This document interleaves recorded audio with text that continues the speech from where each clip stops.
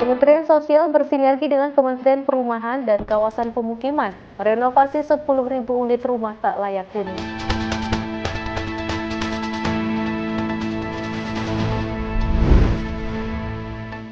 Pedagang hewan kurban di Sentolo, Kulon Progo, Yogyakarta merekrut sejumlah SPG dan berdandan ala koboi demi mendongkrak penjualan.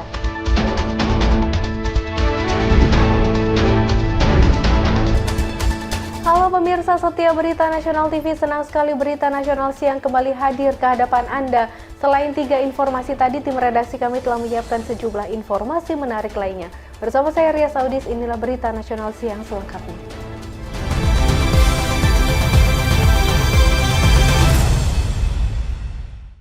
Pemirsa nekat merampas ponsel milik seorang warga yang tengah berolahraga. Seorang pelaku penjabretan bertato naga babak belur dihajar warga di Jalan Imam Bonjol, Menteng, Jakarta Pusat.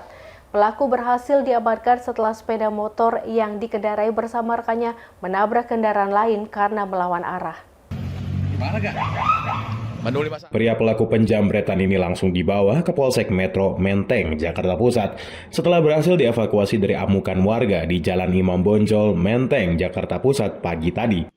Pria dengan cap tato naga terbang di punggungnya ini tak bisa lagi berjalan tegak karena sebelah kakinya terluka akibat dihakimi warga. Aksi penjambretan terjadi di Jalan Imam Bonjol, di mana korbannya adalah seorang pemuda yang sedang berolahraga pagi. Pelaku dan rekannya yang berboncengan sepeda motor nekat merampas ponsel korban dan kabur dengan melawan arah menuju Bundaran HI. Naas, kendaraan pelaku justru bertabrakan dengan kendaraan lain hingga kedua pelaku tersungkur ke aspal jalan. Pelaku langsung menjadi bulan-bulanan warga, sedangkan rekannya berhasil melarikan diri. Petugas Satlantas yang tiba di lokasi awalnya mengira insiden tersebut hanya laka lantas biasa.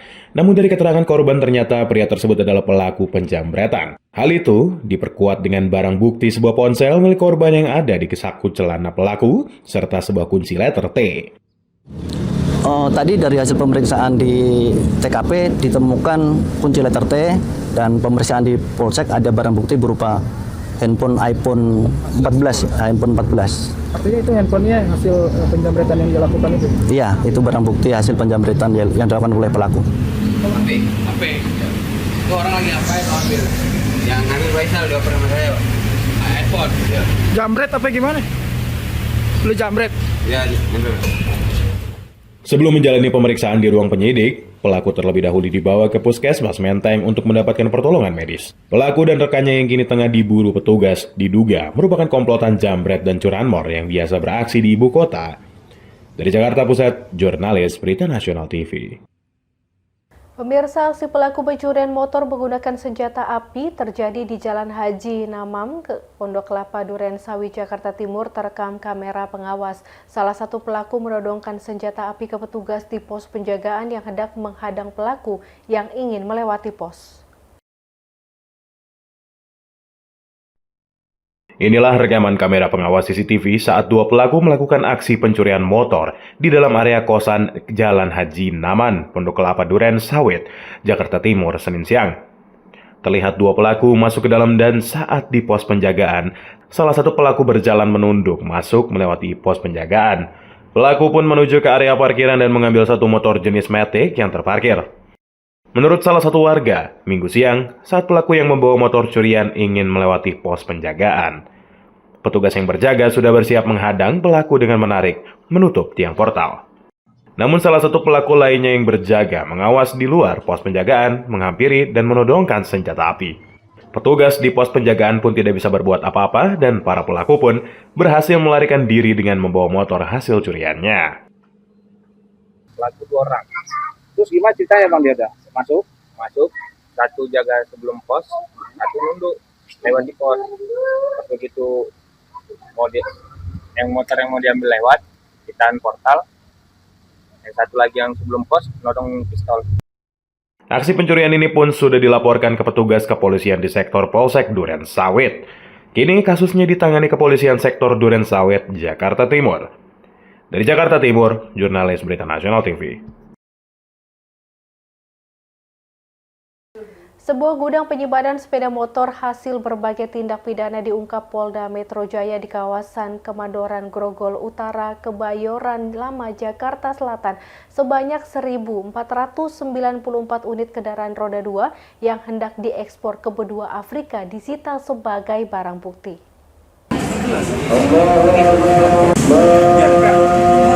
Sebanyak 1.494 unit sepeda motor ini disita petugas Subdit Ranmor, Direktorat Reserse Kriminal Umum Polda Metro Jaya di sebuah gudang milik PT IDE di kawasan Kemandoran, Grogol Utara, Kebayoran Lama, Jakarta Selatan, Senin siang. 957 unit sepeda motor ditemukan dalam keadaan utuh, sementara 537 unit lainnya sudah dibongkar dengan tujuan untuk memudahkan pengemasan sebelum diekspor ke luar negeri. Kendaraan-kendaraan yang masih dalam kondisi baru ini merupakan hasil dari berbagai tindak pidana seperti pemalsuan, penggelapan, penadahan, hingga pengalihan jaminan fidusia. Dari hasil pemeriksaan, sepeda motor hasil kejahatan ini sedianya akan diekspor ke dua negara di benua Afrika, seperti Tahiti dan Togo. Polda Metro Jaya sendiri telah menetapkan Direktur PT IDE berinisial WS sebagai tersangka karena tidak bisa menunjukkan bukti kepemilikan kendaraan yang sah. Dalam kasus ini, tersangka WS berperan sebagai pembeli, pengepul, penampung, hingga pengekspor kendaraan. Modus kejahatan ini dilakukan tersangka adalah memanipulasi data atau pengalihan unit kendaraan yang masih dalam status kredit tanpa izin. Praktik ini sudah dilakukan tersangka sejak tahun 2022 dan diketahui telah mengekspor sepeda motor hasil kejahatan sebanyak 99.000 unit ke pasar internasional. Selain merugikan perusahaan pembiayaan, perbuatan tersangka juga berpotensi merugikan keuangan negara sebesar 177 miliar rupiah. Penampungan dan penguasaan kendaraan bermotor yang patut diduga kuat berasal dari hasil kejahatan.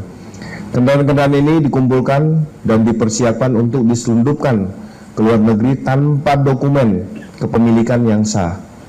Dari hasil penyelidikan, penyidik berhasil mengamankan 1.494 unit yang sudah terjual selama durasi pelaksanaan penjualan yang dilakukan oleh tersangka dari sejak tahun 2022 sekitar 99.000 unit kendaraan bermotor roda 2. Polda Metro Jaya masih menelusuri keterlibatan jaringan lain karena kejahatan ini merupakan jenis kejahatan kolaboratif.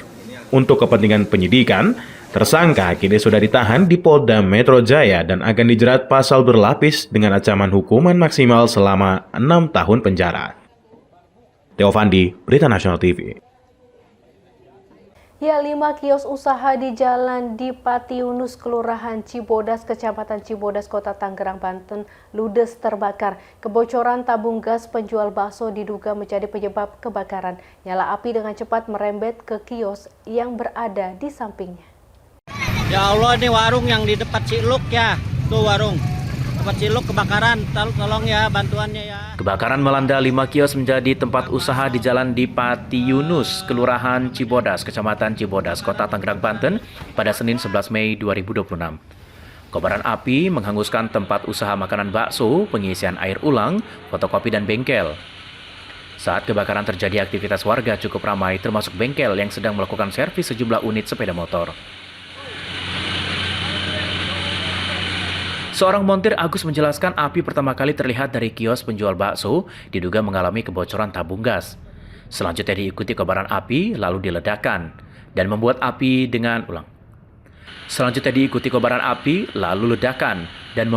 dengan cepat merembet di kios lainnya.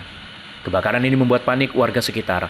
Agus sempat menyelamatkan sepeda motor milik pelanggan bengkel namun tidak sempat menyelamatkan perlengkapan bengkel. Dari tukang bakso. Udah gede terus meletus ke fotokopi, habis fotokopi ke bengkel, terus saya kabur aja nggak nyelamatin motor orang. Kamu tadi lagi apa? Lagi ada kerjaan? Lagi nyerupin? Iya. Sempat ada ledakan atau enggak? Belum itu, udah gede sih langsung udah, baru ledakan itu pengen kaca fotokopi apa bengkel gitu. Tadi lagi rame kondisinya kok. Iya, saya juga takut tuh, dompet Joy Hyde sono nggak bakar. Tapi semua ada yang selamatin nggak? Ada yang selamatin nggak? Ini motor orang paling udah motor orang. Berarti barang-barangnya Bang nggak selamat semua ya? Enggak, api itu.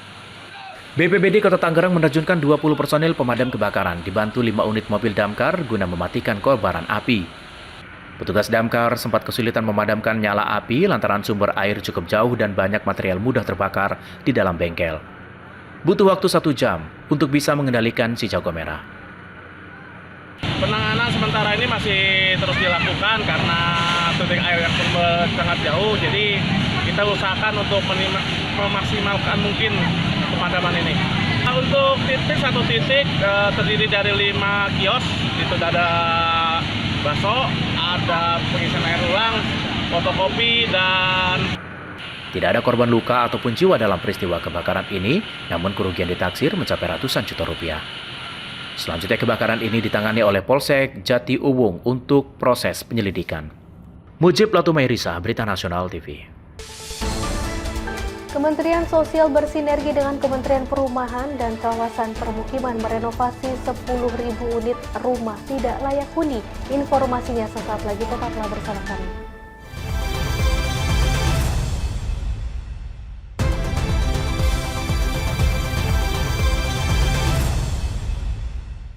Terima kasih pemirsa, Anda masih menyaksikan Berita Nasional Siang. Pemirsa, Dewan Perwakilan Rakyat Republik Indonesia menggelar rapat paripurna ke-18 pembukaan masa persidangan 5 tahun sidang 2025-2026. Rapat digelar di Gedung Nusantara 2 Kompleks Parlemen Senayan, Jakarta, dipimpin Ketua DPR RI Puan Maharani. DPR RI menggelar rapat paripurna dengan agenda pembukaan masa persidangan 5 tahun sidang 2025-2026 pada Selasa 12 Mei 2026. Sidang paripurna ini dihadiri pimpinan DPR RI yakni Ketua DPR RI Puan Maharani, Wakil Ketua DPR RI Saan Mustafa dan Wakil Ketua DPR RI lainnya Cucun Ahmad Syamsurizal serta anggota DPR RI lainnya. Dalam rapat ini, Ketua DPR RI Puan Maharani menyampaikan pidato pembukaan masa persidangan menandai dimulainya kembali kegiatan legislasi, pengawasan, dan penganggaran DPR RI. Selain pidato Ketua DPR, rapat paripurna juga dilanjutkan dengan pelantikan pengganti antar waktu atau PAW anggota DPR RI dan anggota MPR RI masa jabatan 2024-2029. Pembukaan masa persidangan ini menjadi awal dimulainya kembali agenda-agenda strategis DPR RI termasuk pembahasan rancangan undang-undang dan pengawasan terhadap kinerja pemerintah. Dari Jakarta, Natasha Alku, Adi Chandra, Berita Nasional TV. Sementara itu pemirsa, kerusuhan supporter terjadi di Stadion Lukas NMB Papua pada 8 Mei 2026 yang menjadi sorotan. Wakil Ketua Komisi 10 DPR RI lalu Hadrian Ivani meminta PSSI mengambil langkah tegas lantaran aksi perusakan stadion dinilai mencoreng sportivitas. Kerusuhan dan aksi perusakan stadion kembali menjadi sorotan publik setelah terjadi insiden di Stadion Lukas NMB pada Jumat 8 Mei 2026. Wakil Ketua Komisi 10 DPR RI lalu Hardian Irvani menyesalkan terjadinya aksi anarkis yang dinilai mencederai semangat sportivitas dunia sepak bola tanah air. DPR mendorong PSSI segera mengevaluasi menyeluruh dan memberikan sanksi tegas terhadap pihak yang terlibat dalam kerusuhan. Menurut Lalu, insiden semacam ini tidak boleh terus berulang di tengah upaya pembenahan sepak bola nasional. Lalu juga meminta Kementerian Pemuda dan Olahraga turun tangan dengan memanggil PSSI untuk mengevaluasi penanganan kerusuhan yang dinilai terus berulang. Ya tentu ini tugas bagi PSSI supaya tidak terjadi lagi kerusuhan, pengerusakan stadion dan sebagainya. Seperti di Jayapura, Persipura membakar Stadion Lukas NMB. Nah, ini sungguh sangat kita sayangkan sekali di saat kita lagi berbenah. PSSI harus mengambil tindakan tegas, entah itu diskorsing atau entah itu memberikan hukuman yang tegas kepada klub yang melakukan kerusuhan. Sportivitas harus dijunjung tinggi, kita harus segera berbenah karena cita-cita kita sama saya rasa ya, supporter dan seluruh masyarakat Indonesia menginginkan sepak bola kita lebih baik sehingga target menuju Piala Dunia bisa tercapai. Pak, kasus-kasus kerusuhan seperti ini kan seperti lagu lama gitu Pak ya, belum ada solusi, belum selesai juga. Ya. Nah harus apa yang dilakukan dari PSSI dan juga? Ya tentu evaluasi total, kalau memang pengurus harus dievaluasi total, evaluasi pengurusnya supaya selesai. Ganti, kan? Pengurus dari PSSI-nya gitu? Ya iya, diganti. Kemenpora harus mengevaluasi pengurus PSSI. Evaluasinya apa, Bang? Penegasannya. Ya tentu. Atau bagaimana? Iya, kalau ternyata kepengurusan hari ini dianggap tidak mampu menuntaskan persoalan sepak bola Indonesia, ya tentu Kemenpora punya alasan. Apakah itu mengganti atau melanjutkan atau beberapa orang yang dianggap tidak mampu diganti. Ya itu kami di luar itu ya. Kami hanya bisa menyarankan. Tapi yang jelas kami menginginkan Kemenpora untuk memanggil PSSI, menanyakan kerusuhan-kerusuhan yang selalu terus terjadi dan berulang-ulang. Itu mencoreng nama baik tidak hanya sepak bola Indonesia, tapi mencoreng nama baik Indonesia. Dari Jakarta, Natasa Alko, Berita Nasional TV. Pemirsa, guna memastikan ketahanan pangan di tengah dampak fenomena El Nino, anggota Komisi 3 DPR RI Andi Amran Ma'ruf meninjau langsung ke gedung Perum Bulog di Makassar, Sulawesi Selatan. Dari hasil tinjauan ini, stok beras untuk wilayah Sulsel dipastikan aman. Di sini Panekan 1. Anggota Komisi 3 DPR RI dari fraksi Partai Gerindra Andi Amran Ma'ruf meninjau langsung ketersediaan beras di gudang Perum Bulog Panaikang, Kota Makassar pada Senin 11 Mei 2026. Kunjungan ini dilakukan untuk memastikan pasokan pangan tetap terjaga, mengingat ancaman kekeringan akibat El Nino yang masih berlangsung di sejumlah wilayah. Berdasarkan peninjauan, diketahui bahwa cadangan beras di Provinsi Sulawesi Selatan saat ini tergolong melimpah, mencapai 600.000 ton. Khusus untuk wilayah Kota Makassar sendiri, tersedia sebanyak 61.000 ton beras. Andi Amran Ma'ruf menyatakan masyarakat tidak perlu khawatir akan kelangkaan pangan. Dengan cadangan yang ada, stok ini diprediksi mampu memenuhi kebutuhan masyarakat hingga memasuki masa panen raya pada tahun depan. Dari hasil pantauan, wah luar biasa ini. Kita bisa bertahan insya Allah sampai musim panen tahun depan. Sesuai dengan perkiraan dan perhitungan dari data yang ada, 600.000 ton di seluruh Sulawesi Selatan dan di Makassar sendiri di 61.000. Jadi ini sudah bisa bertahan sampai masa panen tahun depan. Insya Allah untuk masyarakat Sulsel ini aman. Termasuk jalur distribusi juga aman? Ya, jalur distribusi aman. Bahkan katanya Pak Bulog malah butuh untuk didistribusikan ke masyarakat dengan lebih bagus lagi. Selain memeriksa data stok dan jalur distribusi, Andi Amran juga meninjau langsung kondisi gudang penyimpanan. Ia memastikan kualitas beras dalam kondisi baik dan layak untuk dikonsumsi masyarakat. Pihaknya juga meminta Bulog untuk terus memantau rantai distribusi secara ketat agar harga beras di pasaran tetap stabil dan terjangkau oleh seluruh lapisan masyarakat. Dari Makassar, Sulawesi Selatan, Tim Liputan, Berita Nasional TV. Ya, Kementerian Sosial bersinergi dengan Kementerian Perumahan dan Kawasan Permukiman merenovasi 10.000 unit rumah tidak layak huni milik orang tua siswa sekolah rakyat di seluruh Indonesia. Program renovasi ini merupakan bagian dari pengentasan kemiskinan. Kementerian Perumahan dan Kawasan Permukiman dan Kementerian Sosial bersinergi merenovasi 10.000 rumah tidak layak huni bagi keluarga siswa sekolah rakyat. Langkah ini diambil sebagai bagian dari implementasi instruksi Presiden tentang optimalisasi pelaksanaan pengentasan kemiskinan dan penghapusan kemiskinan ekstrim. Dalam pertemuan di kantor Kementerian Sosial Jakarta Pusat pada Senin 11 Mei 2026, kedua menteri yakni Menteri Sosial Saifullah Yusuf dan Menteri Perumahan dan Kawasan Permukiman Marwarar Sirait sepakat menyalurkan bantuan stimulan perumahan swadaya atau BPSPS bagi keluarga siswa sekolah rakyat. Mensos menjelaskan dari 10.000 rumah yang diusulkan, sebanyak 5.000 unit dinyatakan memenuhi syarat atau clear and clean, terutama terkait status kepemilikan lahan milik sendiri. Sisanya, saat ini masih dalam proses verifikasi dan validasi lapangan tim pendamping Kemensos bersama petugas Kementerian PKP. Mengenai rumah orang tua murid yang status kepemilikannya masih menumpang, pinjam atau sewa, Kementerian Sosial berkomitmen mencarikan solusi alternatif melalui kerjasama dengan berbagai pihak. Ini untuk keluarga ya. Keluarga dari siswa sekolah rakyat, bisa orang tua, bisa mungkin wali dari siswa sekolah rakyat. Ya 10.000, alhamdulillah ini sudah luar biasa. Pak Ara ini memberikan satu alokasi yang sesuai dengan harapan kami. Ya, jadi saya terima kasih betul. Dan ini baru disampaikan sekarang. Tadi masih dihitung-hitung. Ternyata setelah di depan teman-teman, alhamdulillah ini bisa disampaikan secara langsung.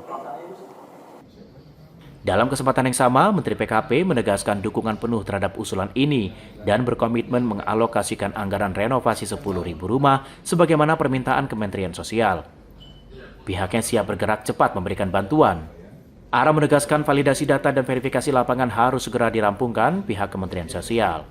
Targetnya seluruh data 10.000 calon penerima manfaat sudah masuk pada awal Juni 2026 agar proses renovasi tidak terhambat dan pengerjaan bisa segera dikebut. Dan kalau tanya mulai kapan, tentu Gus, kapanpun kami siap, bahkan kalau boleh lebih cepat supaya penyerapannya lebih cepat, karena perlu waktu, jadi saya mohon kalau boleh data-datanya segera masuk, karena itu waktu kan mesti ada verifikasi, ya, mesti ada cek lapangan, kemudian mesti juga nanti pembelian barang, ya, kemudian pengerjaan teknis lapangan dan sebagainya. Kalau boleh ini bulan Mei, data-data paling lama masuk kalau boleh tanggal 1 Juni Pak Gus. Program renovasi rumah ini akan difokuskan pada keluarga yang sudah memiliki tanah sendiri namun tidak layak huni. Selain renovasi rumah, pemerintah juga akan memberikan pendampingan sosial guna memastikan keluarga siswa sekolah rakyat benar-benar keluar dari jerat kemiskinan ekstrim.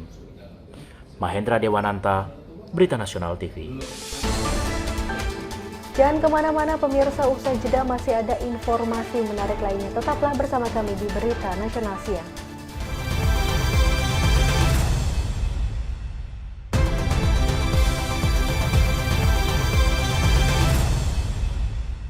Terima kasih pemirsa, Anda masih menyaksikan Berita Nasional Siang. Pemirsa, petugas penyelenggara ibadah haji atau PPIH Arab Saudi melakukan transformasi besar dalam layanan konsumsi jamaah haji tahun 2026. Seluruh distribusi makanan kini mulai terintegrasi secara digital guna memastikan layanan lebih cepat, tepat, dan mampu menjaga kebugaran jamaah. PPIH Arab Saudi terus memperkuat pelayanan konsumsi bagi jemaah haji Indonesia di Mekah. Tahun ini sistem distribusi makanan mengalami perubahan besar dengan penerapan teknologi digital dalam seluruh proses layanan catering, mulai dari pencatatan distribusi, pemantauan jumlah porsi, hingga verifikasi layanan, kini dilakukan secara real time untuk mempercepat koordinasi dan penanganan kendala di lapangan. Kepala Bidang Konsumsi PPIH Arab Saudi Indri Hapsari mengatakan, sistem digital sangat membantu pengawasan distribusi makanan bagi ratusan ribu jamaah Indonesia. PPIH saat ini mengelola distribusi konsumsi dari 51 dapur penyedia menuju 177 hotel yang ditempati 527 kelompok terbang jamaah di Mekah. Hingga kini lebih dari 1.193.000 box makanan telah berhasil didistribusikan tanpa kendala berarti. Selain modernisasi sistem, kualitas makanan jamaah juga ditingkatkan. Menu disusun untuk memperlihatkan keseimbangan gizi, variasi lauk, serta citra rasa khas Nusantara agar jamaah tetap berselera makan selama menjalankan ibadah. Pemerintah juga menambahkan asupan nutrisi pelengkap berupa susu, buah segar, dan air mineral di luar menu utama harian.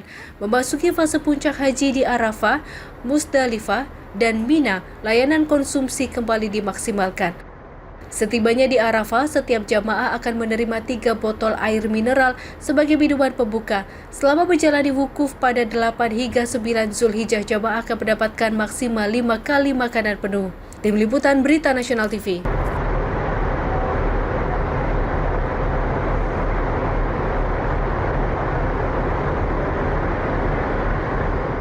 Pemirsa, pedagang hewan kurban di Sentolo, Kulon Progo, Yogyakarta merekrut sejumlah sales promotion girl dan berdandan ala koboi demi mendongkrak penjualan. Tak hanya cantik, SPG ini pun mampu menarik minat pelanggan untuk bisa mendapatkan sapi yang sesuai keinginan.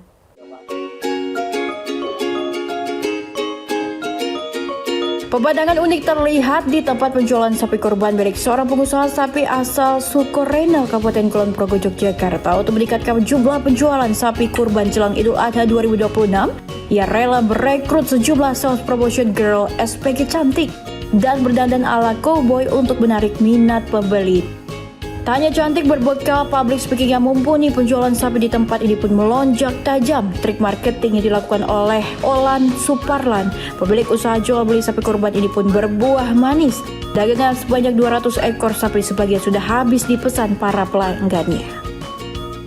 Sebelum terjun berjualan sapi, mantan SPG event ini dan produk ini dibekali pelatihan khusus tentang jenis dan spesifikasi sapi, serta harga berdasar bandrol di buku yang sudah disiapkan untuk disampaikan kepada calon pembeli. Sebanyak 100 hingga 200 ekor sapi berbagai jenis seperti sapi Jawa PO, Limousin hingga sapi Bali didatangkan untuk tahun ini. Khususnya kurang lebih 100 sampai 200 ekor dengan jenis sapi Limousin, sapi Simental, sapi Jawa PO, dan juga ada sapi Bali. Dan dengan harga mulai dari 20 juta sampai dengan 30 juta sudah kita siapkan. Dan layanan kami dengan beberapa SPG yang siap mendampingi pembeli dengan daftar harga yang sudah tertera di dalam buku ini. Setiap customer atau pembeli bisa melihat harga langsung, ya, dan harga itu sudah termasuk pelayanan perawatan sampai dengan pengiriman ternak sampai H-1. Dengan adanya SPG ini kami sangat terbantu karena mereka bisa mempromosikan ternak sapi kami kepada pembeli dan juga melalui media sosial dengan pelayanan yang santun, yang baik, dan bisa menjelaskan detail tentang sapi, bagaimana sapi itu kualitas dagingnya, kira-kira bobot dagingnya nanti akan keluar berapa, dan juga menjelaskan jenis-jenis sapi dengan kelebihan dan kekurangannya masing-masing. Cukup menyenangkan ya Pak ya, terus dapat pengalaman baru juga. Dan apa ya, kalau saya sih karena sering di tempat kayak penjualan sapi, hewan-hewan ternak kayak gitu, jadi udah terbiasa aja sih Pak. Nggak risih dan mungkin bau atau seperti apa? Enggak sih. Pertama kali kalau yang untuk jadi SPG sapi, kalau saya sendiri baru pertama kali. Tapi kalau di tempat-tempat kayak gini tuh udah sering. SPG event Kak? Iya. Karena ini kan kalau kendala sih sejauh ini belum ada. Para pembeli mengaku sangat terbantu dengan adanya SPG ini. Meski tak memiliki latar belakang di bidang sapi, namun para SPG tetap bisa menjelaskan secara rinci soal harga hingga spesifikasi dari masing-masing dagangan. Lihat-lihat dulu, nanti kalau ada yang cocok kita dulukan. Tanggapannya Pak dengan caranya untuk pakai SPG itu gimana? Ya, lebih menarik lah, jadi ada variasi, kita tidak ketemu langsung berjual, tapi ada sales yang menawarkan, jadi lebih ya, membuat suasana beda. Untuk tahun ini, UD Mulyo Selamat menyediakan 200-an ekor berbagai jenis mulai dari Jawa Po, Limousin, Bali hingga Deres atau sapi Madura yang per ekornya dijual di kisaran harga 20 hingga 35 juta rupiah. Para pembeli juga diberikan garansi gratis perawatan hingga waktu pengantaran jelang perayaan Idul Adha mendatang. Pemirsa, Medcortex 2026 kembali digelar di Jakarta dengan mengangkat tema penguatan industri metalurgi Indonesia menuju pertumbuhan berkelanjutan dan berdaya saing global. Dalam sesi CEO Talk, Direktur Utama PT Ashari Tambang Aryo Joyo Hadikusumo menyebut industri tambang saat ini harus mampu beradaptasi dengan tantangan geopolitik global.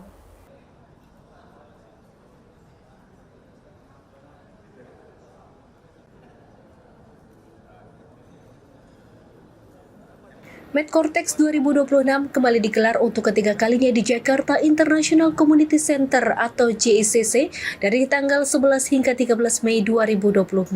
Mengangkat tema penguatan industri metalurgi Indonesia menjadi pertumbuhan berkelanjutan dan berdaya saing global. Ajang ini menjadi titik temu pelaku industri pertambangan dan pengelolaan mineral dalam memperkuat hilirisasi nasional. Medcortex 2026 juga menjadi forum strategis yang mempertemukan pemimpin produksi, pembuat kebijakan, dan inovator teknologi.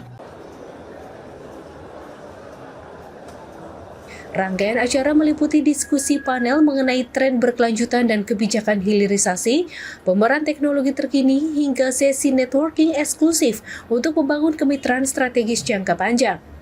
Dalam sesi CEO Talk yang digelar pada Selasa 12 Mei 2026, Direktur Utama PT Arsari Tambang Aryo Puspito Setiaki Joyo Hadikusumo atau lebih dikenal dengan nama Aryo Joyo Hadikusumo ini menyebut industri tambang masa depan tidak hanya berfokus pada ekspor bahan mentah, namun harus mampu menciptakan nilai tambah melalui industrialisasi, penguatan teknologi, dan ekspansi bisnis ke pasar global. Menurut keponakan Presiden Prabowo Subianto ini, tantangan geopolitik dunia dan pasokan energi menurut industri tambang menjadi lebih gesit dan efisien melalui elektrifikasi AI serta pemanfaatan energi terbarukan. Aryo juga menyoroti pentingnya ketersediaan energi dalam menjaga operasional industri tambang di tengah gejolak global dan keterbatasan pasokan diesel di sejumlah negara. Menurutnya, program biodiesel yang telah dimulai pemerintah menjadi salah satu keunggulan Indonesia untuk menjaga ketahanan energi dan stabilitas operasional industri tambang nasional. Selain itu, industri tambang juga dituntut lebih cepat beradaptasi terhadap suplai stok dan ketidakpastian geopolitik global. Menurut kami ya, ini yang saya dengar dari teman-teman industri bahwa butuh kebersamaan kolaborasi di antara kita perusahaan-perusahaan tambang. Karena kan kita menghadapi tantangan yang sama. Kalau kita kolaborasi, kita bisa menggunakan skala kita untuk mempercepat inovasi-inovasi yang dibutuhkan seperti otomasi, AI, elektrifikasi. Ini kalau kita rame-rame bisa lebih cepat adopsinya. Jadi Kehadiran Medcortex 2026 diharapkan mampu mendorong terciptanya ekosistem industri yang lebih kompetitif, sekaligus memperkuat posisi Indonesia sebagai pusat pengolahan mineral strategis di pasar global. Menurut Aryo, forum ini juga bisa menjadi momentum bagi pelaku industri untuk membangun kolaborasi, berbagi teknologi, dan mencari solusi bersama dalam menghadapi tantangan industri tambang ke depan. Kolaborasi dinilai penting untuk mempercepat adopsi teknologi seperti AI, otomasi, dan elektrifikasi di industri pertambangan global. Selain Aryo Joyo Hadikusumo, sesi CEO Talk dalam Medcortex 2026 juga dihadirkan oleh SVP Government Relations Jakarta PT Freeport Indonesia Hari Pancasakti, Presiden Direktur PT Indonesia Asahan Aluminium Melati Sarnita, Presiden Direktur PT Aman Mineral Nusantara Tenggara Rahmat Makassau, serta CEO PT Arutmin Indonesia Ido Huta Barat.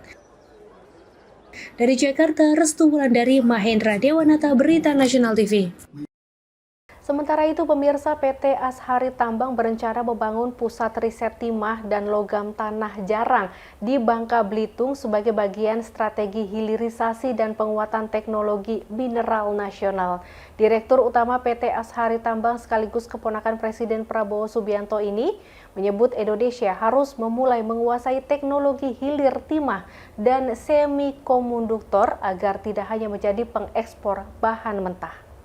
Pertama-tama, dan ini bukan hanya mencapai... Direktur Utama PT Ashari Tambang Aryo Puspito Setiaki Joyo Hadikusumo atau yang lebih dikenal dengan Aryo Joyo Hadikusumo mengungkap rencana pembangunan pusat riset timah dan logam tanah jarang di Bangka Belitung. Pernyataan ini disampaikan saat menjadi pembicara dalam Forum Industri Pertambangan dan Metalurgi Medcortex 2026 di Jakarta International Convention Center Senayan, Jakarta pada Selasa 12 Mei 2026. Menurut Aryo, hilirisasi saat ini tidak hanya berbicara soal tambang, namun sudah masuk ke industri manufaktur dan penguasaan teknologi. Ia menyebut industri timah nasional memiliki potensi besar untuk masuk ke rantai pasok industri semikonduktor global untuk memperkuat investasi besar dalam riset dan pengembangan.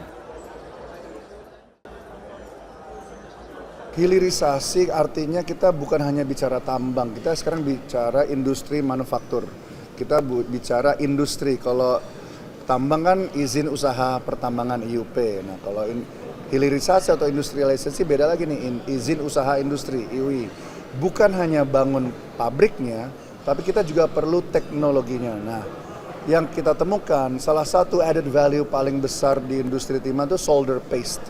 Solder paste ini yang dipakai untuk semiconductor yang dipakai oleh Nvidia, oleh Intel dan yang lain-lain. Nah, untuk kita bisa mensuplai industri semiconductor ini butuh investasi besar di riset solder paste dan lain-lain. Karena di Indonesia belum pernah dibangun ini, makanya Ashari Tambang berinisiatif bangun Tin Research Center atau pusat studi timah yang kita akan bangun di Bangka Belitung. Jadi ini kontribusi kita bukan hanya untuk hilirisasi tapi juga untuk investasi di R&D dan di kekayaan intellectual property yang akan jadi milik putra-putri bangsa. Aryo menjelaskan logam tanah jarang atau REE merupakan produk sampingan timah yang memiliki nilai strategis tinggi untuk masa depan industri global. Beberapa unsur seperti neodymium dan dysprosium dibutuhkan untuk industri energi, kendaraan listrik, hingga perangkat teknologi tinggi. Menurutnya, Indonesia perlu memanfaatkan potensi tersebut melalui penguatan riset dan industrialisasi di dalam negeri. Menurut Aryo, pengembangan teknologi hilir berbasis timah tidak bisa terus bergantung pada pasar luar negeri, namun harus didukung oleh kapasitas riset domestik dan penguatan ekosistem industri nasional. Untuk itu, Ashari Tambang membuka peluang kolaborasi dengan akademisi, perusahaan swasta, dan perusahaan plat merah untuk mempercepat pembangunan pusat riset tersebut. Pusat riset ini menjadi bagian dari agenda besar Ashari Tambang dalam memperkuat hilirisasi mineral nasional. Sebelumnya, Ashari Tambang juga telah membangun pabrik solder di Batam melalui PT Solder Tin Andalan Indonesia untuk memperluas rantai nilai industri timah dan mengurangi ketergantungan pada ekspor bahan mentah. Di tengah persaingan global dan meningkatnya kebutuhan industri teknologi, langkah ini dinilai menjadi bagian strategis upaya Indonesia mendorong hilirisasi dan menciptakan nilai tambah mineral di dalam negeri. Dari Jakarta, Restu Wulandari, Mahendra Dewanata, Berita Nasional TV.